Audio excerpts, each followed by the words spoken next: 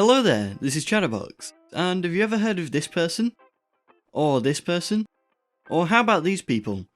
Well, if you have, you've likely heard of the Team Trees initiative that ran in 2019, which was a charity movement to try and plant 20 million trees to try and save the environment. Well, this year, almost the same thing is happening again, but even bigger. Introducing Team Seas.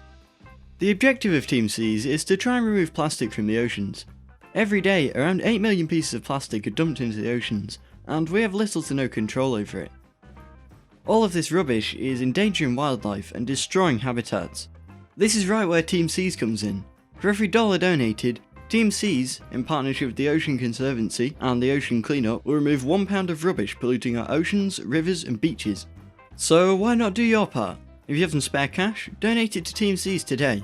I know I certainly will if Steam finally pays me. All of this had me thinking, what if I make a small game promoting Team Seas too? And so that's exactly what I did.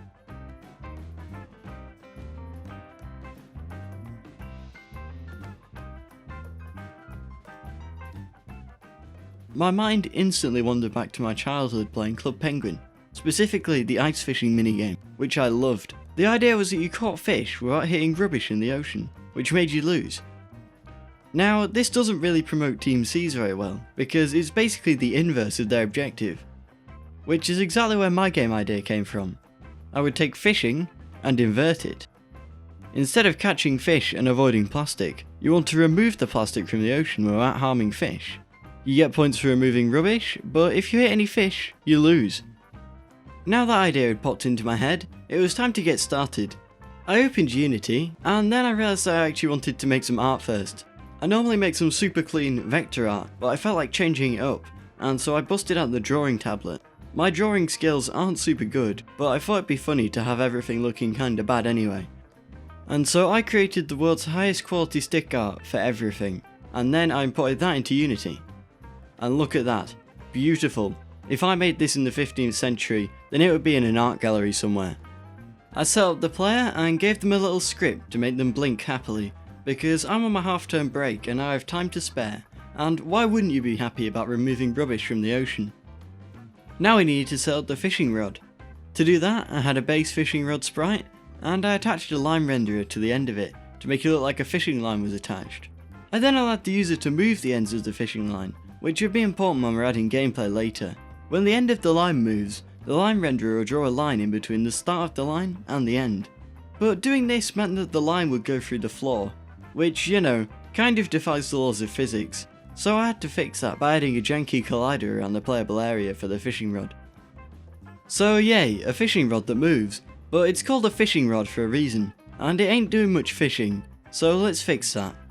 I added some fish and some rubbish, all with a common script that moves them along the water and allows them to interact with the fishing rod. When the rubbish hits the fishing rod, it's good, so we yeet it right out of the water and increase the player's score.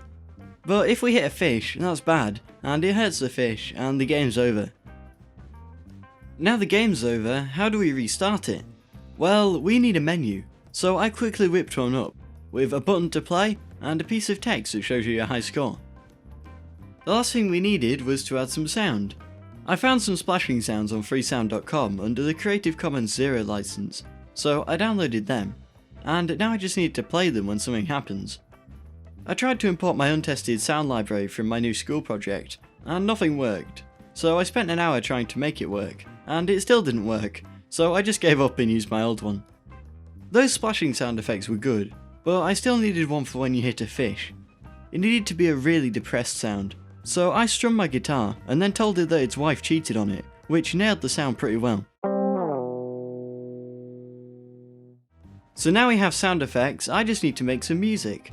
And if you've watched the channel for a while, you'll know that my music skills aren't exactly world class. And I thought because I did some awful drawing earlier, I might as well go all out and played a horrible one-take improv track on my guitar, which you unfortunately need to listen to if you want to play the game. After that, I uploaded the game to itch.io and created some basic art assets for the itch page, along with what I believe to be my biggest brain thumbnail of all time, because after all, graphic design is my passion. With all of that, the game was done. It was just a fun little game I made in an afternoon, hopefully going towards a good cause. You should seriously check out Team Seas because it's super cool. There'll be links to Team Seas in the game in the description, If you like saving the oceans, you can like the video, and if you want to see more from me, you can subscribe. Have a good day.